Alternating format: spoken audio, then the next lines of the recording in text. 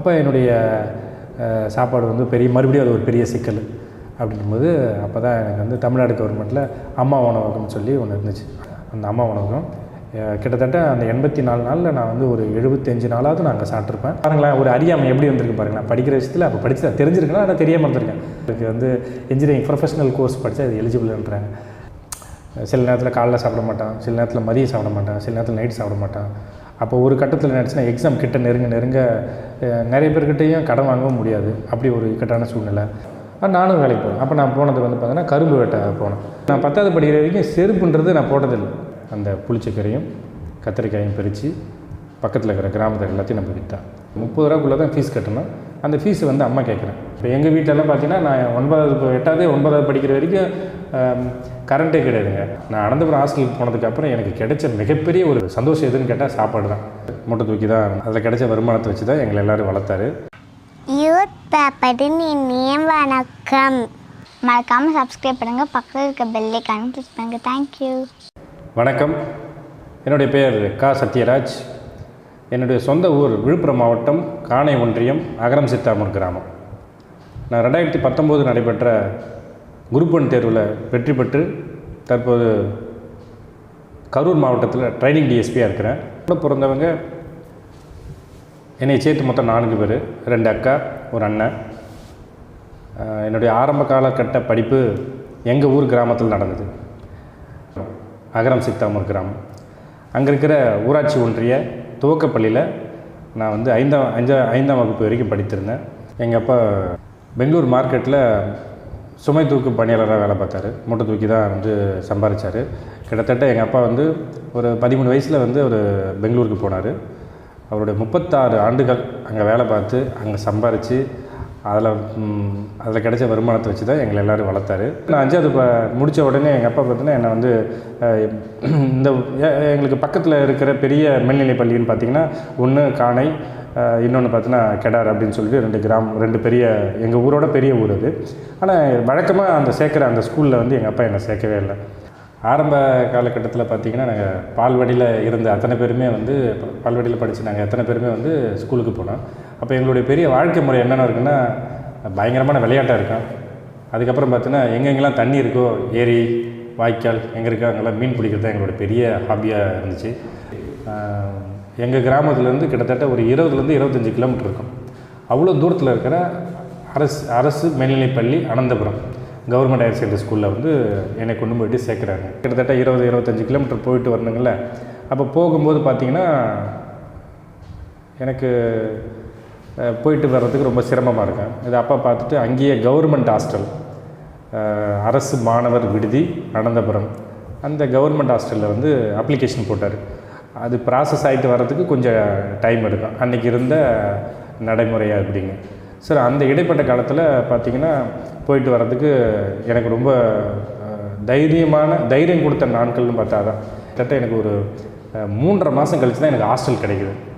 ஒரு ஜூலையில் ஸ்கூலுக்கு போன நான் ஒரு அக்டோபரில் என்னமோ தான் எனக்கு வந்து ஹாஸ்டல் கிடைக்குது. அப்போ இந்த இடைப்பட்ட இந்த 3.5 மாதம் கிட்டத்தட்ட இந்த 3.5 மாதம் பார்த்திங்கன்னா நான் இதே மாதிரி தான் காலையில் 5 மணிக்கு எழுந்திருக்கணும், நடக்கணும், 7:30 அது நமக்கு டைமு 6 மணிக்கு எழுந்து 6 மணிக்கு தான் நம்மளுக்கு எப்படியும் விடியும், அப்போ தான் விடியும். அப்போ அந்த 6 மணிலேருந்து 7:15 வரைக்கும் நமக்கு நடைப்பயிற்சி மாரி தான்.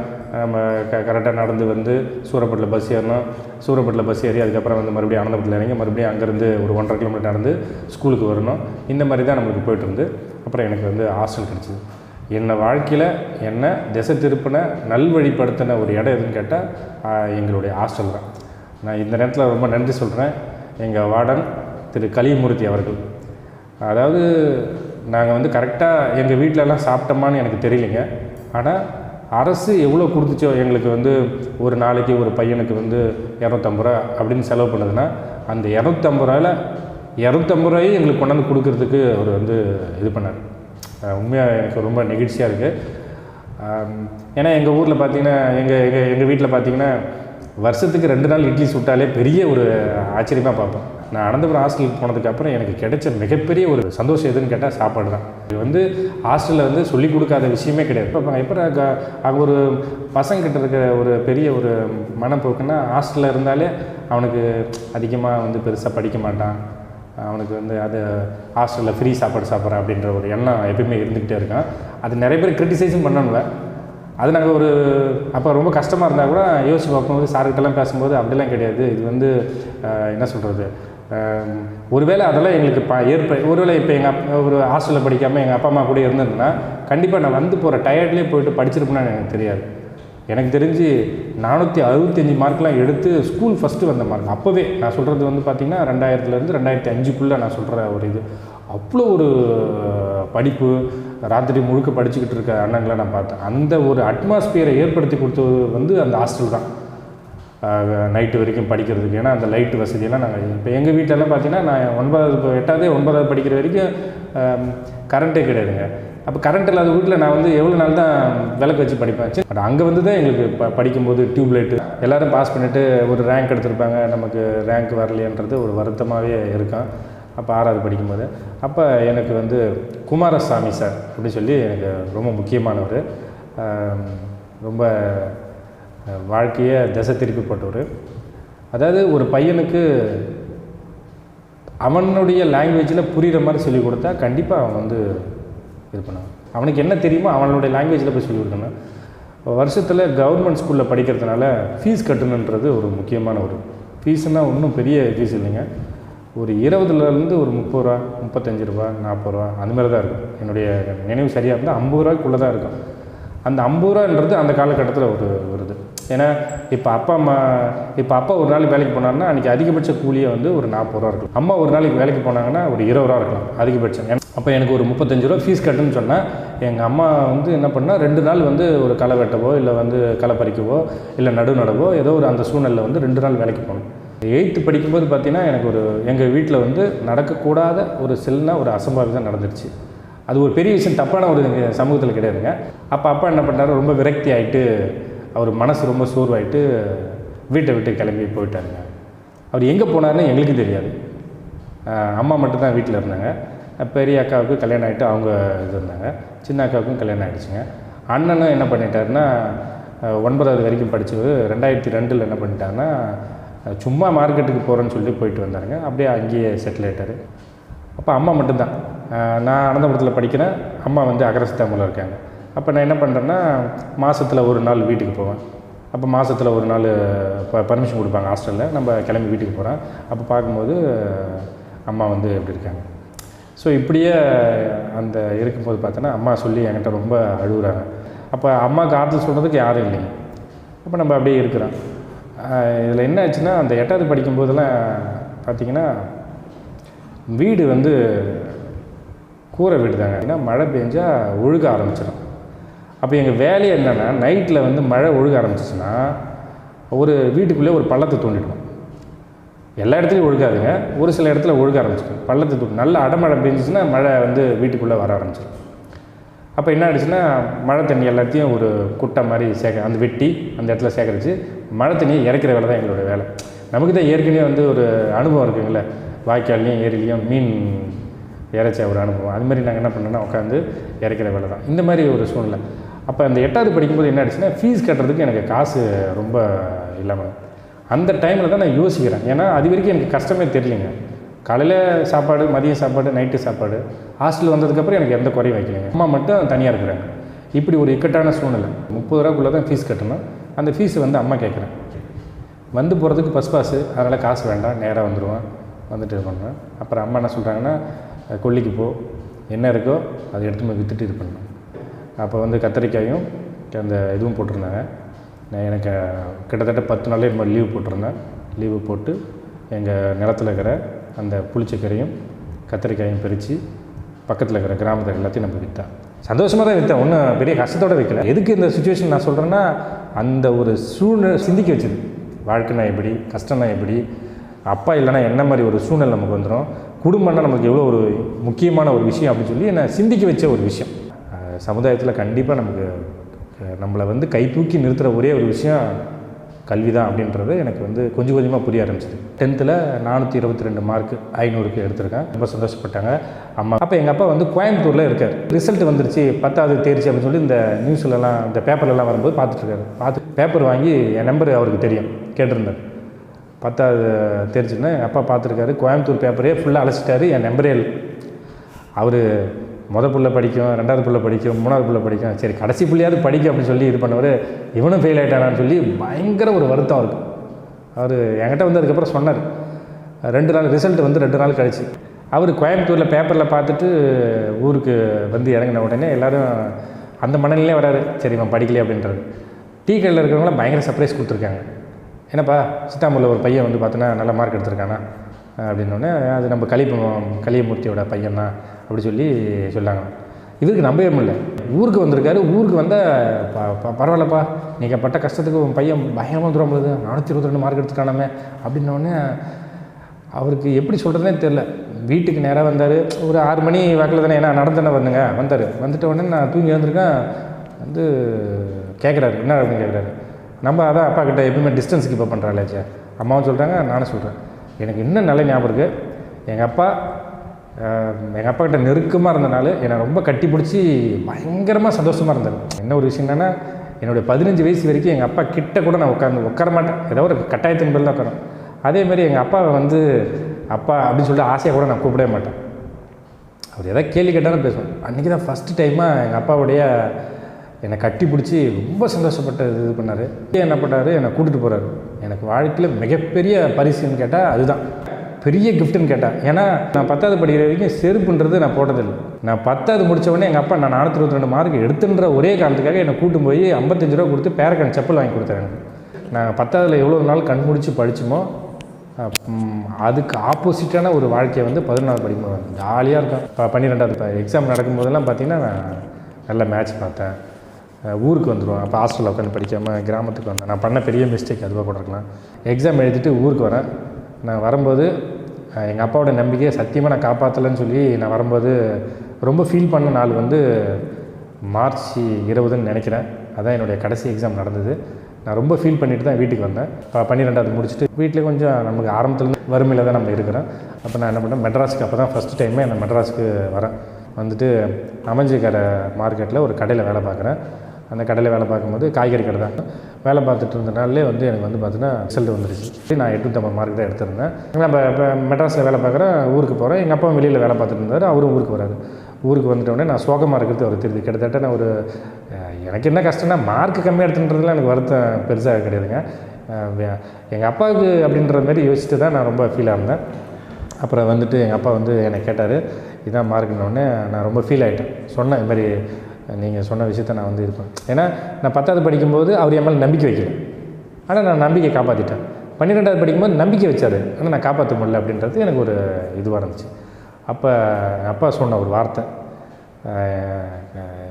எனக்கு மார்க்கெல்லாம் முக்கியம் கிடையாது தம்பி, என் பையன் தான் எனக்கு முக்கியம்னு சொல்லி மறுபடியும் அதே மாதிரி கட்டி பிடிச்சிட்டு எனக்கு அந்த வார்த்தை சொன்னார்.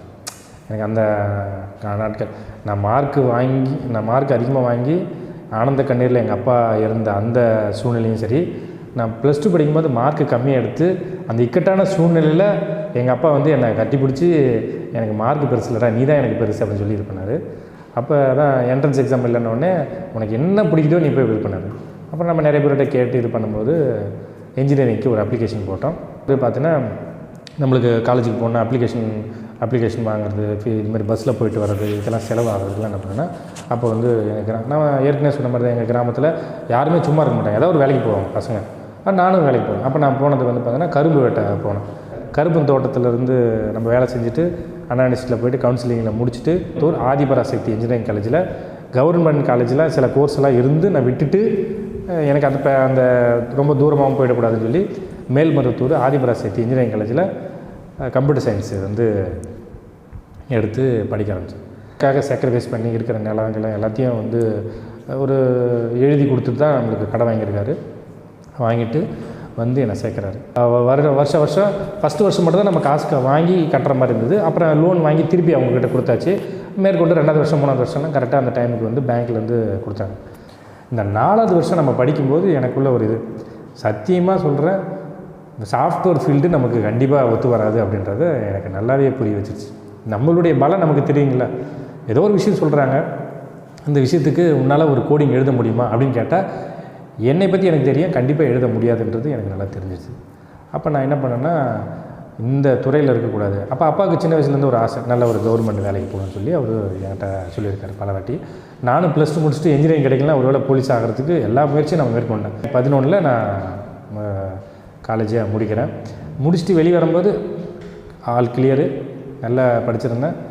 ஒரு ஃபஸ்ட் கிளாஸ் வித் டிஸ்டிங்ஷனோட பாஸ் பண்ணியிருந்தேன். எப்போயுமே அரியரே ஒரு சப்ஜெக்டில் கூட ஃபெயில் ஆகாமல் வந்திருந்தேன். வந்துட்டு ரிசல்ட்டு வந்துடுச்சு. வீட்டுக்கு வந்துட்டு சும்மா தான் இருக்கிறேன். ஒன்றுமே கிடையாது. 2011 பார்க்கும்போது திரும்பி பார்க்கும்போது என்ன நாலேஜ், ஒரு நாலேஜும் கெயின் பண்ணல, எதுவுமே இல்லை. அப்போ என்ன பண்ண போகிறேன்னு தெரியாமல் முடிச்சுட்டு இருந்த காலகட்டம். ஸோ என்னுடைய நண்பர்கள் வந்து பார்த்தீங்கன்னா ரொம்ப நெருக்கமாக இருந்தேன் என் கூடவே. நான் அவங்க கூட ஒரே ரூமில் ஒன்றா இருந்த நண்பர்கள் பார்த்திங்கன்னா பிளேஸ்மெண்ட் ஆகிட்டு சாஃப்ட்வேர் ஃபீல்டில் எம்என்சி கம்பெனியில் வந்து செலக்ட் ஆகிட்டு பெங்களூருக்கு ஒர்க் பண்ண போயிட்டாங்க. நான் வந்து வீட்டுக்கு வந்துட்டு என்ன பண்ண போகிறேன், பட் நான் டிசைட் பண்ணேன் கவர்மெண்ட் எக்ஸாம் படிக்கலாம் அப்படி சொல்லி டிசைட் பண்ணுறேன். நிறைய பேரோட ஆலோசனை, நம்ம கிராமத்துலேயே நிறைய பேர், வெளியிலேயே நிறைய பேர் வந்து நிறைய பேர் கொடுக்குறாங்க. அங்கே வந்து அசிஸ்டன்ட் டைரக்டர் ரூரல் டெவலப்மெண்ட் டிபார்ட்மெண்ட்டில் சார் ஒருத்தர் இருந்தாருங்க. அவரை பார்த்து அவர் எனக்கு சொல்கிறார், இந்த மாதிரிலாம் படிக்கணும் அப்படின்னு சொல்லி ஒரு மோட்டிவேஷன். டிஎன்பிசியில் வந்து மிகப்பெரிய ஒரு சேஞ்சு கொண்டு வந்தாங்க. ஏன்னா ஜூலை மாதம் 7ஆம் தேதி எக்ஸாம்.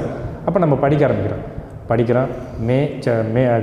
ஏப்ரல், மே, ஜூன் 3 மாதம் படிக்கிறோம்.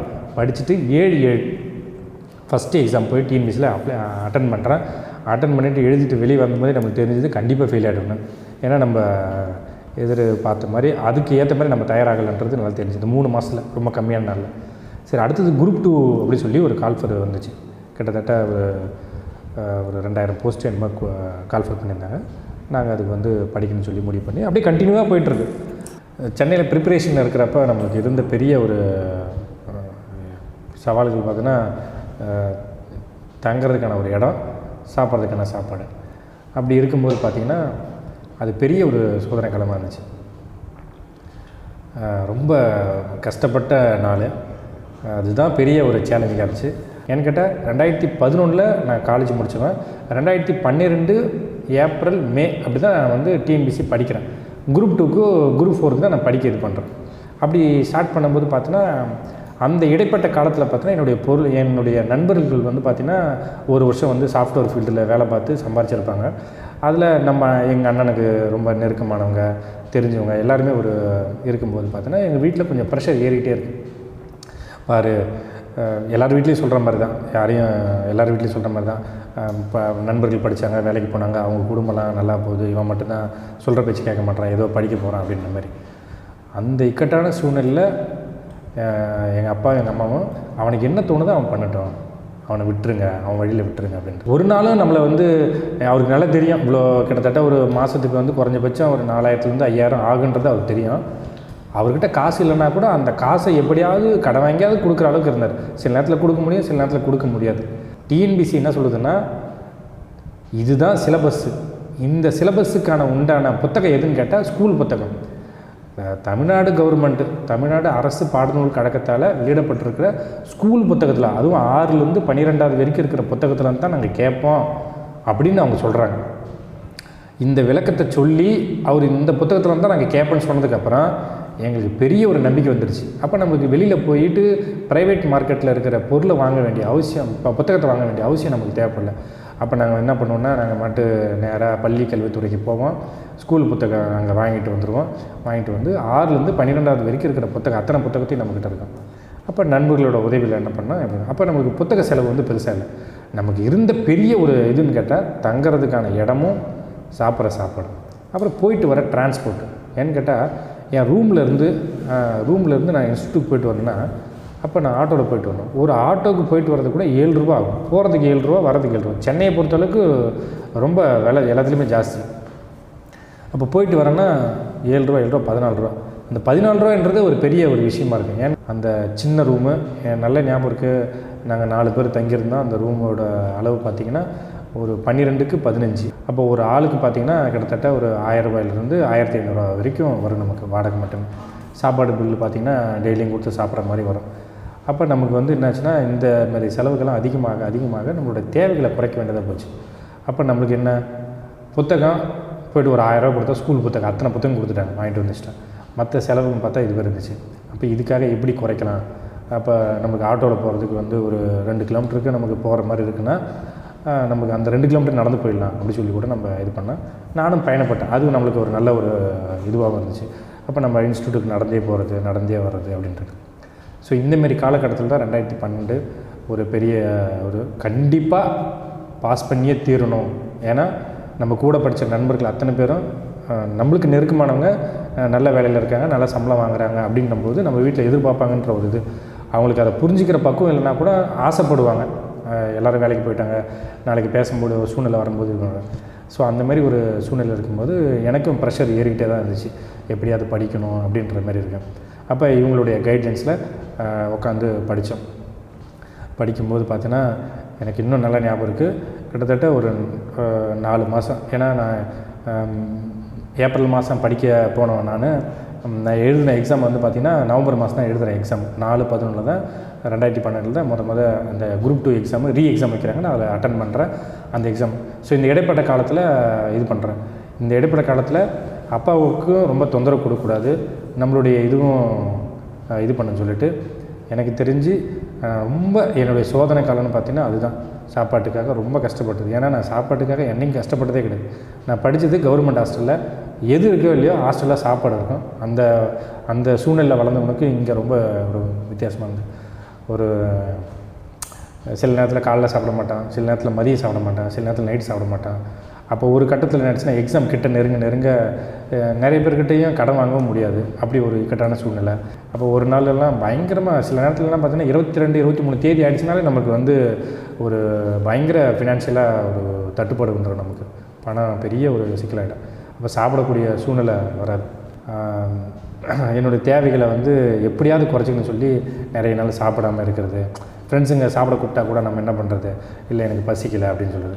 அதனால் நான் என்ன பண்ணேன், யோசித்து சில விஷயங்களை நான் எடுத்தேன். என்ன எடுத்தேன்னா, நம்ம பகலில் படிக்கும்போது 3 வேளை கண்டிப்பாக சாப்பிட்டே ஆகணும். பசிக்கல எதுவும் பண்ணலைன்னா கூட பசி எடுக்காது. அப்போ நான் என்ன பண்ணேன்னா மெத்தடே மாற்றுறேன். அப்போ என்ன பண்ணேன், நைட்டில் படிக்க ஆரம்பிப்பேன். இப்போ பகல் ஃபுல்லாக தூங்குவான். அப்போ நம்ம பகல் ஃபுல்லாக தூங்கினோன்னா எப்படி பார்த்தாலும் நமக்கு வந்து பசி எடுக்கிறது வந்து இது வேணும். நைட்டில் நம்ம எவ்வளோ தான் முடிச்சிருந்தாலும் நமக்கு பசி எடுக்காது அப்படின்னு சொல்லி நம்ம இது பண்ணேன். அதனால் பகலெல்லாம் தூங்கிட்டு நைட்டில் படிக்க ஆரம்பித்தேன். நைட்டில் படிக்க ஸ்டார்ட் பண்ணும்போது நம்ம வந்து படுக்கும்போதே ஒரு 4, 5 அதுமாரி ஆகிடும். அப்போ நம்ம தூங்கி எழுந்திருக்கும் போது மதியம் 12 மணி ஆகிடும்.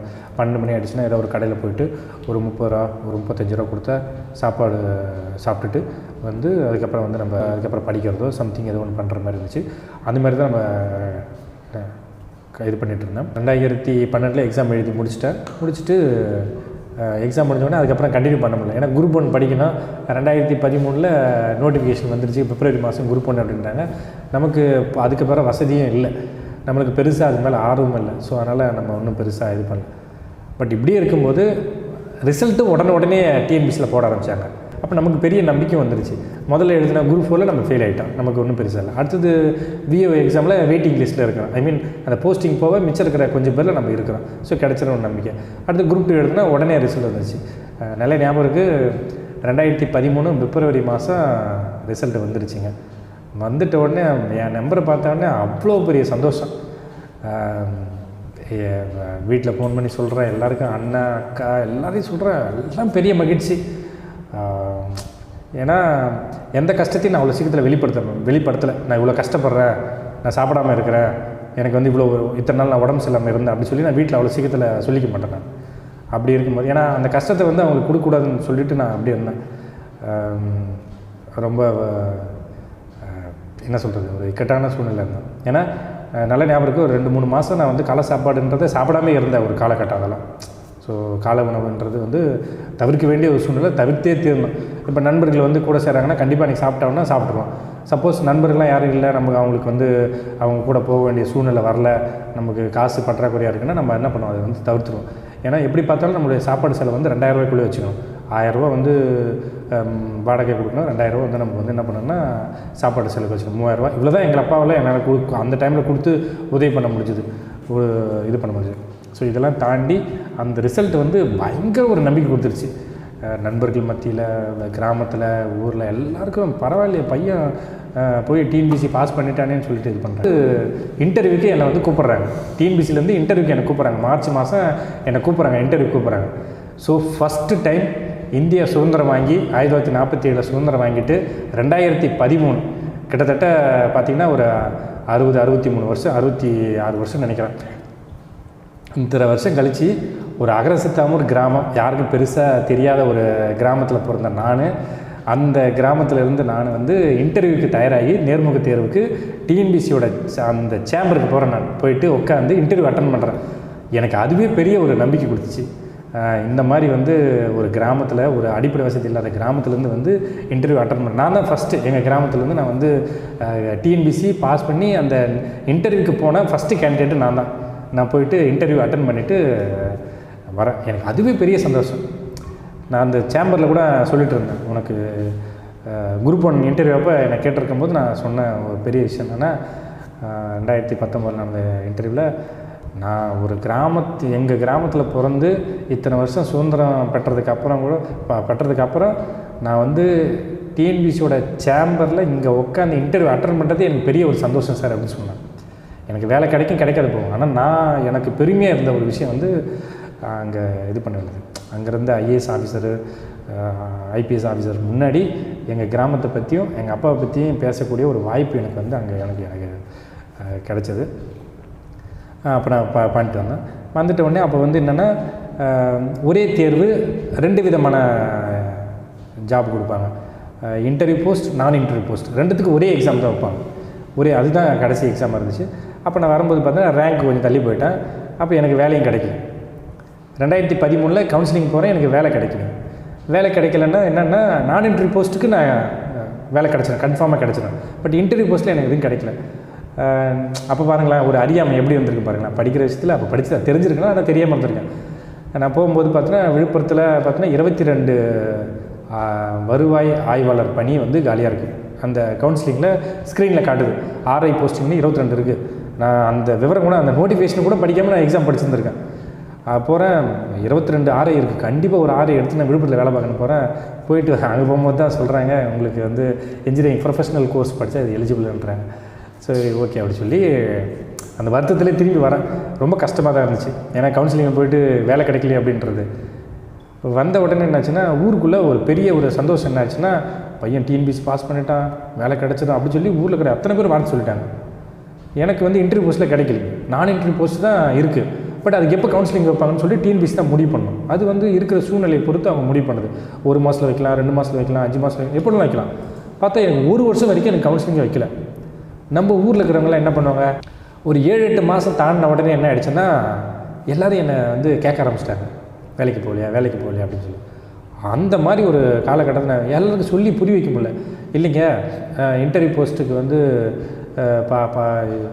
இன்டர்வியூக்கு போயிருந்தேங்க, எனக்கு வேலை கிடைக்கலைங்க, எனக்கு நான் இன்டர்வியூ போஸ்ட்டில் வேலை கிடச்சிருங்க அப்படி சொல்லி புரிய வைக்க முடியும். எத்தனை பேர்கிட்ட சொல்லி புரிய வைக்க முடியும்? அது பாஸ்னா பாஸ், ஃபெயில்னா ஃபெயில், அவ்வளோதான் தெரியும்.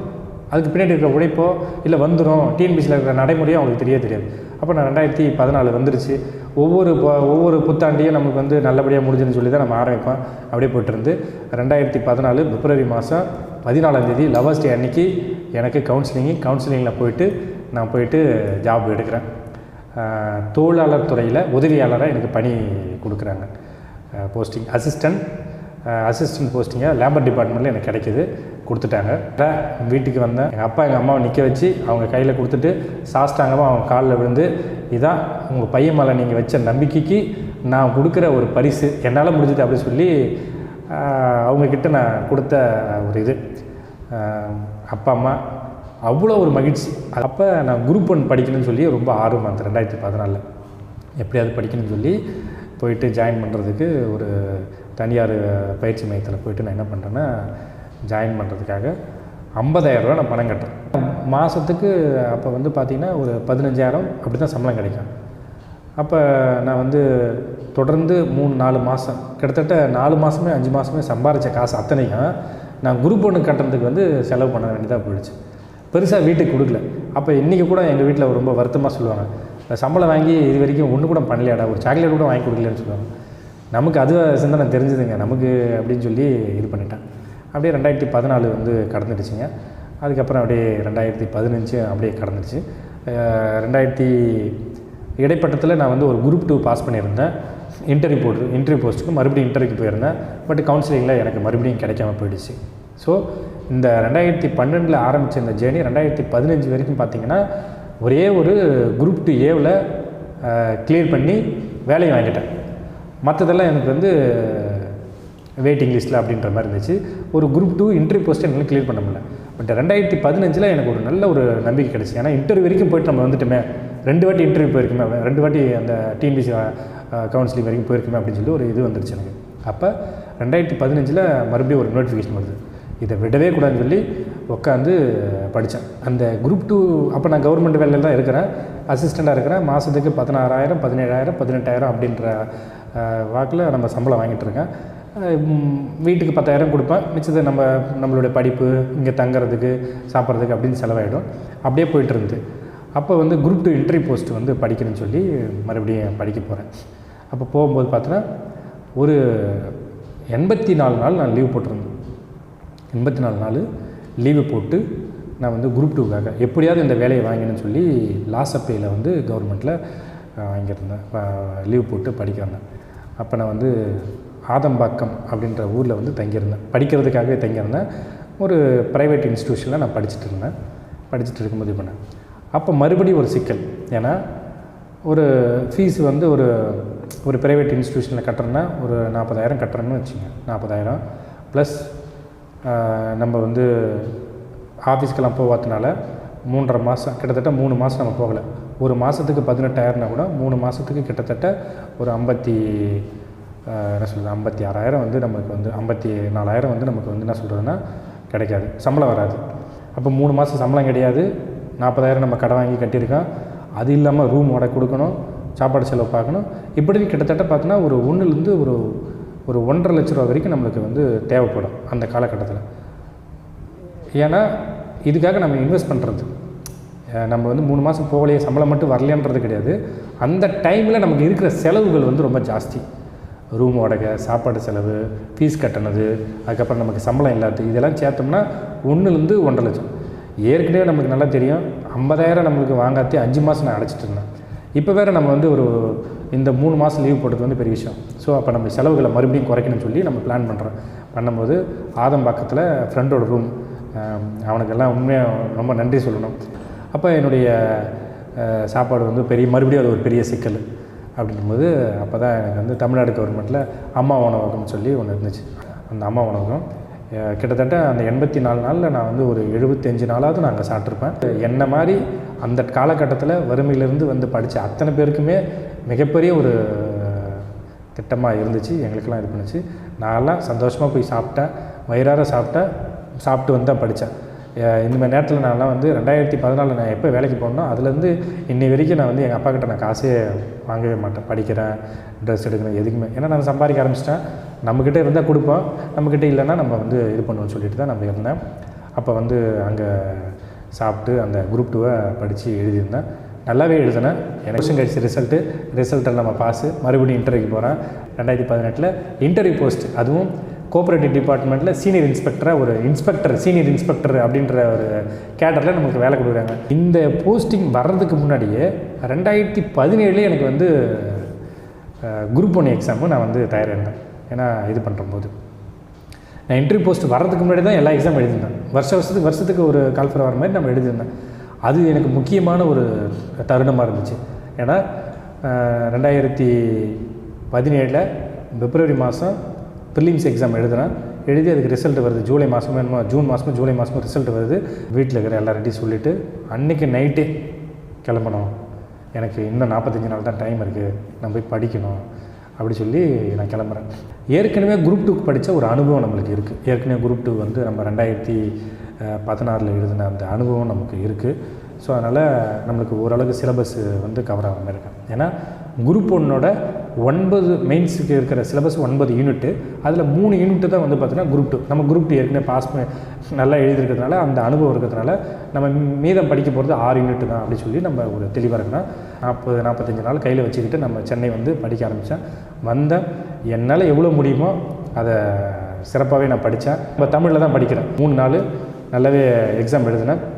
ஏன்னா நம்ம வந்து எந்த அளவுக்கு படிச்சிருக்கிறன்றது முக்கியம் கிடையாதுன்றதை நான் புரிஞ்சுக்கிட்டேன். அந்த 3 மணி நேரத்தில் உங்களுக்கு என்ன தெரியும், அதுக்கு ரிலேட்டடாக என்ன விஷயங்களை உங்களால் நீங்கள் தெரிஞ்சு வச்சுருக்கீங்க அப்படின்றத நம்மளை இது பண்ணுறாங்க. அந்த 3 மணி நேரம் நம்ம கவனம் சிதற விடாமல் கரெக்டாக நம்ம வந்து போயிட்டு பண்ணுன்னு சொல்லி அந்த 3 நாள் நான் போயிட்டு நல்லபடியாக எக்ஸாம் எழுதினேன். நாள் ரிசல்ட் வருது. ரிசல்ட் வந்தவுடனே வழக்கம் போல் தான் மனநிலை பார்ப்போம், நம்மளுக்கு வராது. ஏன்னா குரூப் 2 குரூப் 4னா கூட நம்ம நம்பர் வந்துடும் அப்படின்னு சொல்லி நம்ம ஒரு இதுவாக இருப்போம். ஸோ நம்ம ரிசல்ட்டுக்கு வந்து பார்க்குற நம்பரை நண்பர்கள்கிட்டலாம் கொடுத்து பார்க்க சொல்கிறேன். பார்த்துட்ட உடனே பார்த்தோன்னா ஒரு இன்ப செய்தி வருது, பாஸ் பண்ணிட்டேன் அப்படின்னு சொல்லி ஒரு பட் பெருசாக கொண்டாடவும் முடியாது. ஏன்னா 170 ஒரு ஆளாக வந்துட்டேன், அந்த 85 ஒரு ஆளாக வந்துடணுமா அப்படின்றது ஒரு பெரிய சிக்கலாக இருந்துச்சு. சரி இருந்தாலும் அப்படின்னு சொல்லி அப்போ எங்கள் அலுவலகத்தில் நான் போயிட்டு லீவு கேட்குறேன். இது மாதிரி பாஸ் பண்ணிட்டேன்னு சொல்லி லீவு கேட்குறேன். அப்போ எனக்கு வந்த வார்த்தைகள் வந்து பார்த்திங்கன்னா, தம்பி இதெல்லாம் வந்து பணம் கொடுத்து எல்லாம் பேசி முடிச்சுடுவாங்க. அதெல்லாம் வந்து பார்த்திங்கன்னா டிஎன்பிசியில் பணம் கொடுத்து பேசி முடிச்சுடுவாங்க. நேரம் வந்து 10 லட்சமோ 5 லட்சமோ கொடுத்து இன்டர்வியூ மார்க்லாம் போட்டு முடிச்சுடுவாங்க. நிறைய பேர் போய் பார்த்துட்டு போஸ்டிங் வாங்கிடுவாங்க. நீ எதுக்கு ட்ரை பண்ணுற, தேவையில்லாமல் லாஸ் ஆஃபி போட்டு உனக்காக. ஏன்னா அன்றைக்கி 15 நாள் லாஸ் ஆஃபி போட்டால் கூட 20,000 ரூபா அப்படின்ற வாக்கில் நமக்கு வந்து போயிடும் குடும்ப சூழ்நிலை அப்படின்னு சொல்லி நம்மளுக்கு நல்ல விதத்தில் தான் அவங்க புரிஞ்சுக்கிட்ட பக்குவத்தில் நம்மளுக்கு அட்வைஸ் பண்ணுறாங்க. இருந்தாலும் நமக்கு எப்பயுமே வந்து போட்டே ஆகணும், வாழ்வோ சாவோ போயிட்டு பார்த்துட்டு வந்துடணும் அப்படின்னு சொல்லி, சரிங்க சார் பரவாயில்லைங்க சார் அப்படின்னு சொல்லி லீவ் வாங்கிட்டு மறுபடியும் லீவ் போட்டு சென்னைக்கு கிளம்பி போகிறேன். போயிட்டு சென்னையில் உட்காந்து தயாராகிறேன்.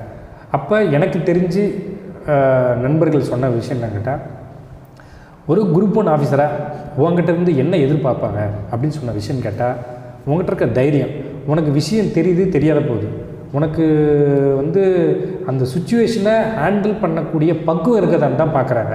ஜனவரி மாதம் 27 26 நினைக்கிறேன் இன்டர்வியூக்கு போகிறேன். நான் தமிழில் தான் பேசுகிறேன். என்னை கேள்வி கேட்குறாங்க. நிறைய கேள்வி கேட்கும்போது நாங்கள் அதிகமாக பேசுனது பார்த்திங்கன்னா ஒரு அரை மணி நேரத்துக்கு மேலே நடந்திருக்க இன்டர்வியூ. அந்த அரை மணி நேரத்தில் பார்த்திங்கன்னா எங்கள் கிராமத்தை பற்றி நான் பேசுகிறேன், எங்கள் அப்பாவை பற்றி நான் பேசுகிறேன், எங்கள் மாவட்டத்தை பற்றி அதிகமாக பேசுகிறேன். மதியம் முடிஞ்சது, எனக்கு ஒரு மணிக்கு இன்டர்வியூ முடிஞ்சது. 1 மணிலேருந்து நமக்கு சாப்பிடவும் தோணலை. ஏன்னா அது ரொம்ப ப்ரெஷரான டைம், எப்போ வேணாலும் ரிசல்ட்டை விட்டுருவாங்க. நம்ம 2 மணி ஆகுது, 3 மணி ஆகுது, 4 மணி ஆகுது, 5 மணி ஆகுது, அப்படியே நெஞ்சு படப்படக்குது. மற்றவங்களாம் ஃபோன் பண்ணி கேட்கும் போதெல்லாம் வந்துடுறேன் பார்க்கலாம் அப்படின்ற மாதிரியே சொல்லிகிட்டு இருக்கேன். பார்த்தா அன்றைக்கி நைட்டு ஒரு 9:30 மணிக்கு மேலே 10 மணிக்குள்ளே இருக்கும் ரிசல்ட்டு பப்ளிஷ் பண்ணிட்டாங்க. நைட்டு 10 மணிக்கு மேலே எக்ஸல் சீட்டில் எல்லாத்தையும் போட்டு அரேஞ்ச் பண்ணி தேடனா 170 பேரில் பார்த்திங்கன்னா 1 2 1வது பேர் 2வது பேர் 3வது பேர் அப்படியே படிச்சுட்டே வரேன். அப்படியே பார்த்துட்டே வரும்போது பார்த்திங்கன்னா 74வது இடத்துல என்னுடைய பேர் இருக்குது. ஸோ 85 போஸ்ட்டு தான் மொத்தமாகவே. 74வது ரேங்கில் நான் இருக்கிறதுனால கண்டிப்பாக நம்மளுக்கு ஜாப் உறுதி ஆகிடுச்சு. என்ன போஸ்டிங் வேணாலும் இருக்கலாம் அப்படின்ற மாதிரி நம்ம இது பண்ணிட்டேன். ஸோ 85 போஸ்டிங்கில் அவுட் ஆஃப் 85ல் 74வது ரேங்க் நான் வந்ததுனால கம்பல்சரியாக எனக்கு வேலை இருக்குதுன்னு மட்டும் நான் முடிவு பண்ணிட்டேன். குரூப் 1 ஆஃபீஸர் அப்படி சொல்லி தெரிஞ்சுக்கிட்டேன். ஆனால் நான் யார்கிட்டையும் வெளியில் பெருசாக இது பண்ணிக்கல, ஏன்னா எந்த வேலை கிடைக்கும் அப்படின்றது தெரியாமல் இருந்துச்சு. இதில் என்ன ஒரு விஷயம்னு கேட்டால், 74 ரேங்க்கில் எனக்கு முன்னாடி 73 பேருமே இங்கிலீஷில் எழுதுகிறவங்க. ஸோ நான் தான் 74வது ஆள், ஃபஸ்ட் ஆளாக தமிழில் எழுதி நான் தான் ஃபஸ்ட் ஆளாக இருக்கேன். எனக்கு பெரிய ஒரு சந்தோஷம். என்கிட்ட பிஎஸ்டியும் கிடையாது, தமிழ் வழியில் படித்த மாணவனும் நான் கிடையாது.